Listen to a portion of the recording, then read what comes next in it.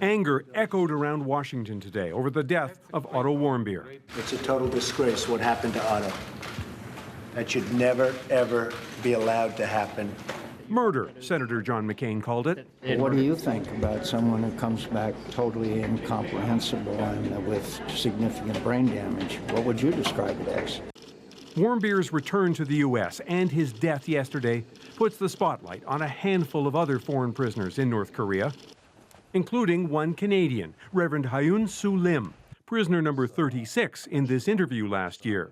He was arrested 2.5 years ago and has been in custody ever since. As the senior pastor of the Light Korean Presbyterian Church in the Toronto area, he traveled to North Korea more than 100 times, leading what his supporters say were ambitious humanitarian missions. He was sentenced to life and hard labor after confessing to crimes against North Korea in what appeared to be a heavily scripted trial. I think Otto's death just reminded us that this is very real. A spokesperson for his family hopes renewed attention will get results. So we do want to be able to put appropriate pressure on the Canadian government to escalate diplomacy. Canadian officials have visited Lim and insist, without providing details, he is a priority.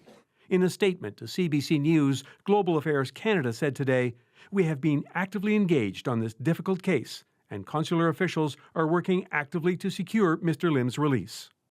The quiet approach didn't work for Otto Warmbier, as his family is now pointing out. But this activist, who knows Reverend Lim, says Warmbier's death doesn't fit into the usual pattern in North Korea of very public trials and later prisoners being granted much less public releases. They're generally good as bargaining chips, and the less that you harm these bargaining chips, the more likely that you'll get a bigger return out of them.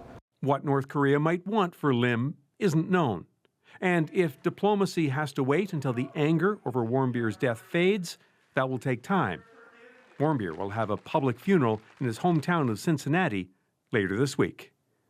Howard Gould, CBC News, Toronto.